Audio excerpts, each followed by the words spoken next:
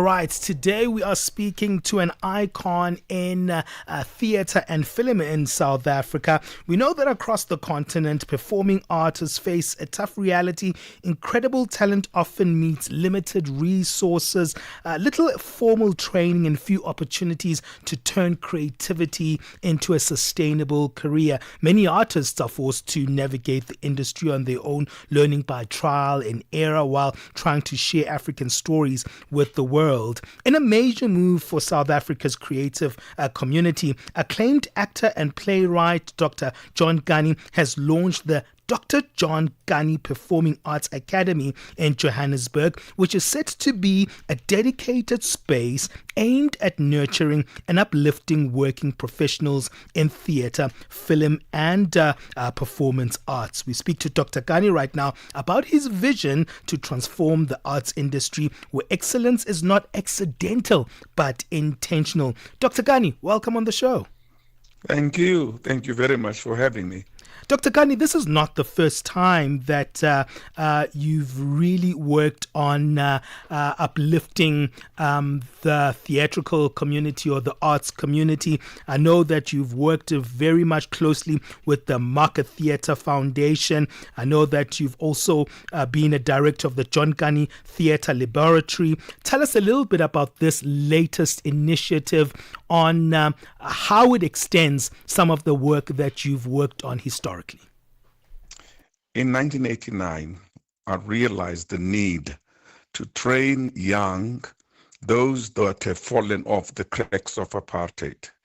You could not go beyond to study anything if you do not have a so-called matric certificate or high school with a proviso that you get more than 65 to 70%, then you can go to university, which was a strategy of the apartheid government to limit the number of people entering university level as black people. So I decided that I was going to train these young people who are artists who wants to tell stories, but are held back because they are inarticulate in a language they cannot handle because they're not writing in their indigenous languages. So I started the Market Theatre Laboratory with the late Barney Simon, who was the artistic director of the Market Theatre then. Now, throughout the years of my traveling around the world, performing in Africa, in Europe, in the East, and everywhere, there's always the evident upskilling, upgrading, academies, work master classes, actors sharpening their whole understanding, using the arts constantly in an evolving society and global community, using new methods of seeing what's going on and how do we carry on our stories. So I decided to set up the John Kani Performing Arts Academy in Johannesburg just as a base, but I've already taken it to Durban, to Polokwane, to other areas. So the idea really is there are very talented African actors. Whenever we meet, I remember meeting in New York by the Ford Foundation, and we had Baba Olatunji from Nigeria, and he was supposed to deliver a paper on the instrument, the kora, and how its origin was. The old man sat there and played for 30 minutes, the kora, and then finished and he said, "Any questions?" That was his presentation. I was amazed, and I knew that we may not have these so-called technical terms of how we tell our stories, we play our music, we paint, we craft, we sculpt, but it's innate in us, it's indigenous, installed in education and wisdom and knowledge within us. So the academy looks at artists who are already practicing, and some of them very successful, but don't have a basic foundation of training. At least now they can say, I understand why I do this. It simply means this. Stanislavski says, actor prepares. In African, you are born the artist. You do not prepare, you are born. You see, so that's the explanation. Like you talk about methodology. Said the actor must be in the situation and be that particular character. In Africa, we are. My beautiful performances happen in the marketplace, happen in the streets. When I walk around my township and I see this guy could win an Oscar, he's brilliant.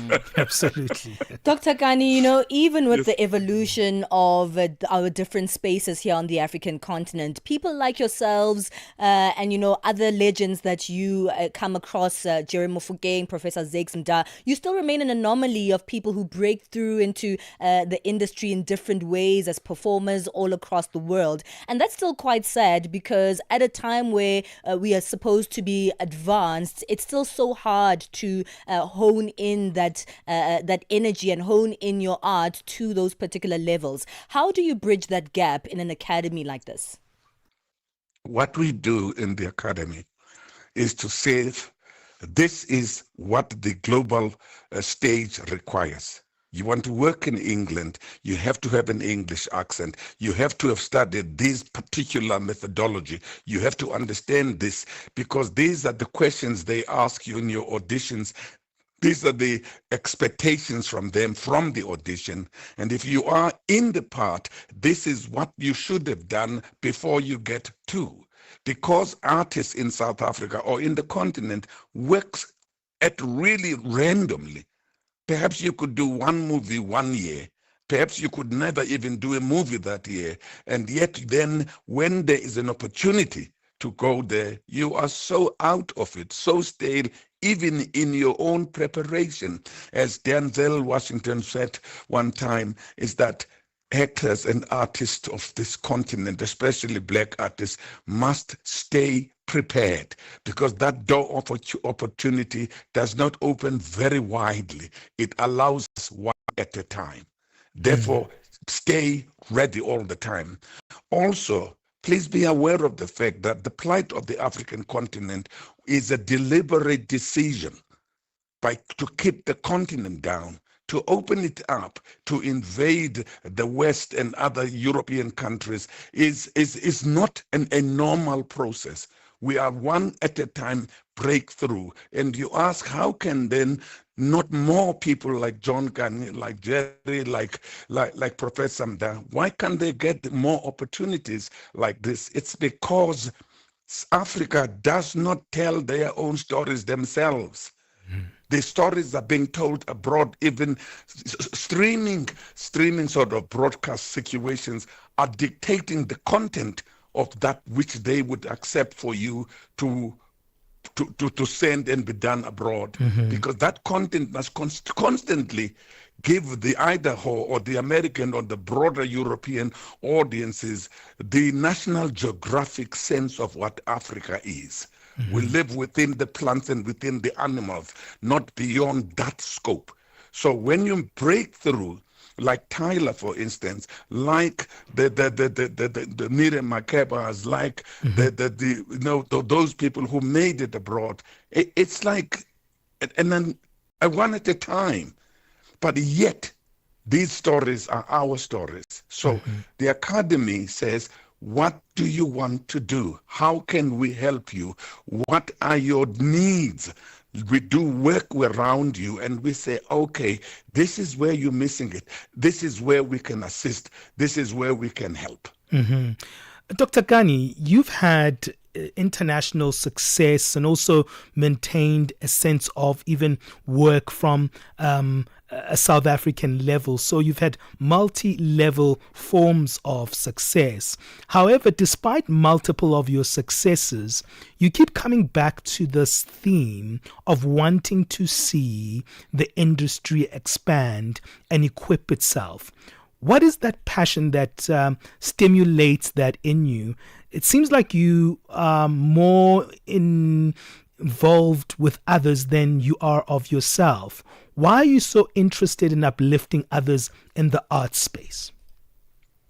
I am my brother and my sister's keeper. It is my responsibility not just to look at my own interest, but to see myself operating within the village. If I then succeed, somehow the village must succeed.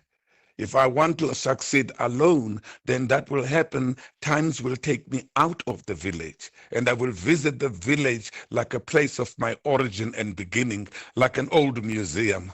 Our people are not in a museum. Our people are in our lives, and we are responsible.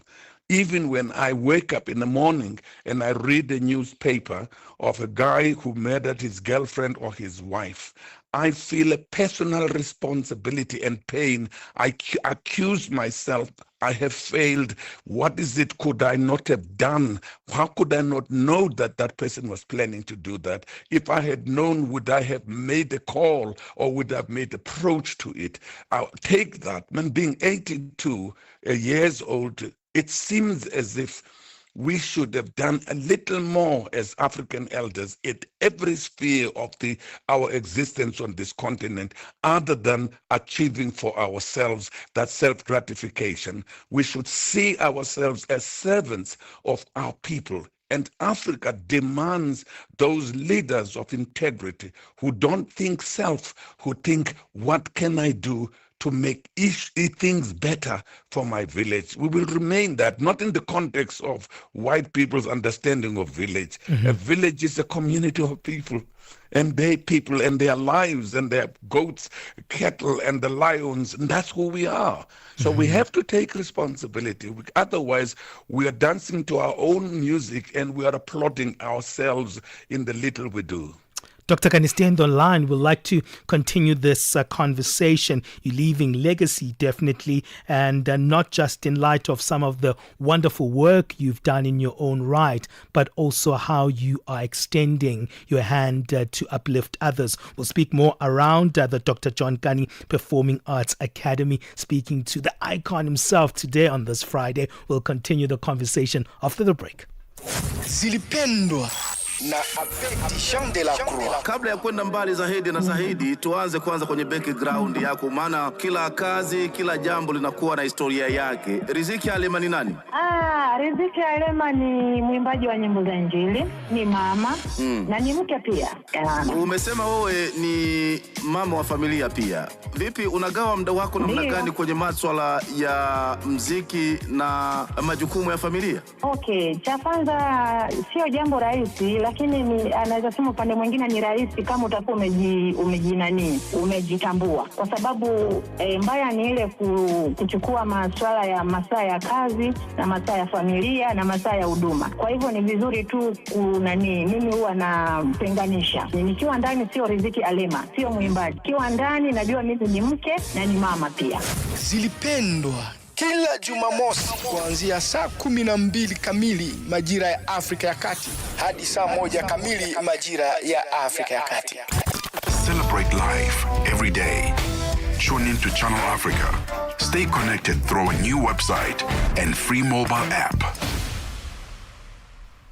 We're speaking to internationally acclaimed actor and playwright Dr. John Kani, who's recently launched the Dr. John Kani Performing Arts Academy. And we're delving deeper into the need for this kind of academy that really launches, educates, but also helps that artists understand their art a lot better. Dr. Kani continues to join us on the line. Let's speak a little bit about that. There's so many times where artists give their art for many years, but as they pass on, the art doesn't give back to them, and it seems like a revolving door of the same thing going on. Young people are starting to have those conversations, emerging artists are starting to have those conversations, but it's the education that is necessary to really understand how to change that trajectory. How would the academy help to shift that trajectory? One of the things that I find very critical in the arts creative sector, I didn't call it an industry. I said sector, because if it was an industry, it would challenge Hollywood. It would challenge the British Film Company and Europe. Here, it's a sector where we operate, trying to celebrate our humanity and think about our aspirations of what we want to do. One of the things that the Academy has introduced or is introducing is financial management for performing artists, from music, sculptors, and everywhere where you make your work. We are also working with government on the intellectual property and copyright, so they know that this is the work I've done, this is what the rule and the law is, and those are international copyright intellectual property rules. So we want the artists to know that. And black artists, African artists mostly, are always so desperate that when they get an offer, even to create an exhibition of your art, of your paintings, of your sculptures, you quickly sign at the bottom, because you know that this may not come again, this opportunity. When you sign at the bottom, you tie yourself into selling not just your work, but your soul to those that own the smaller print in the contract. So we will be dealing with that extensively. We've already had offers from business people, lecturers and professors from universities that will say, we will, through the Department of Arts and Culture, assist in that process. Also is understanding that we are on a moving and a sliding landscape. We're talking AI. I was in America just now. We went to the Silicon Valley, and I was a guest of Adobe and of Google to explain and tour around to understand how these things will impact.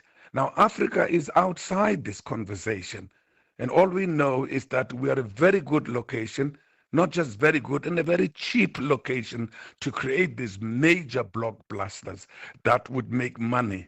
So artists must know in the beginning, as they start this journey, that I'm in business. I have to make a lot of money so that I'm able to help the next generation behind me. When young people say, Dr. Kani, when are you handing over the baton? I says, I'm in the race, dummy. Come and get it. So that's what I'm talking about, is that the academy is, but we must understand. I was speaking at just having been honored with the National Film and Television Award a week ago, and what was the challenge of African film industry? We discussed this, Idris Wadriongo, before he passed away. We discussed this with Satagi. We discussed this with the Idris Elbas. We talked about what are the challenges, even with Suleiman Sise before he passed away, as we were honored at a festival in San Jose together. It's finance. When you talk about an African project, you're talking about funding. Then it goes nowhere. We're not an NGO. We're a business. We're in the film industry in Africa. We're not an NGO. So when you talk about it, you must talk about investment. You invest. We had $200 million to do Black Panther. It made $1.35 billion. Therefore, then Marvel can do the next project and the next project. African projects are always funded. African writers are writing not for a long line on the launch of the book, but in the hope that the Department of Education or universities of different countries will include your book or your work in the curriculum. Africans take their works to art galleries and they have to put them back in crates at the end of it and go back with them. And yet other artists in the world will be given the money during the exhibition. You will notice in an exhibition in major galleries, at the bottom of the painting, there's a price there. But in Africa, it's just this tiny little signature of the artist. So we are here for a self-expression, self-preservation, yet other people see us as good business. That's what African artists must be aware of at every level, in every genre, in music, in everything, that we're in a business. We have to catch up. Now the Academy is training us to understand what are the rules of the game. Okay, Dr. John, how do people get involved in the Dr. John Kani Performing Arts Academy? We've just now, starting in the first week of December, there's a website, the John Kani at johnkaniacademy.org.za. We're just going to do the first three master classes, acting by yours truly, writing by Professor Zeksimda, and choreography for choreographers by Gregory Makoma. Fantastic. We're supposed to have only about 15 to 45, we already have 135 applications to participate. So we are programming it in such a way that we constantly, if you look into our website, you will see of today they're doing, this week, this is the class. That's the class you apply for. Here I would like to, because some Africans, many artists in Africa have to be multidisciplined in a manner in which that they write, they act, they direct, and they do the sculpture, and they have to find in their own feet where to exhibit, where the sale is, and they have to put their works in markets outside. But this is where we want to say, all right, this is the area. You are good here. We can make recommendations to publishers that we have gone through the script of this young writer and we feel that it is worth to be considered for publication. We will talk to film and broadcast producers and say we've worked from this screenplay of this young writer and we think that it has a great potential that to be considered. To theater presenters, to music, we can use the names and the credibility, of the academy to say you can open a door and then you can then at least have an opportunity. Well, Dr. Kani, it is a wonderful initiative indeed. To find out more about the Dr. John Kani Performing Arts Academy, could you give us a little bit more of that website again? You cited it earlier on, just a repetition for those who want to know more, maybe even support it. John Kani at johnkaniacademy.org.za. Fantastic. Dr. John Kani, it's been a pleasure speaking to you. And I have to say that charming voice is always kind of one that we always kind of, when it hits you, it just hits your soul. And it's always great to listen to your voice and to know that that inspiration is still in you there around theater and arts. Keep going. Thank you, my brothers. Thank you, my sister. And thank you to all the listeners. Africa, it's our time. That is the incredible, internationally acclaimed actor and playwright, Dr. John Kani, speaking around his newly launched academy, the Dr. John Kani Performing Arts Academy.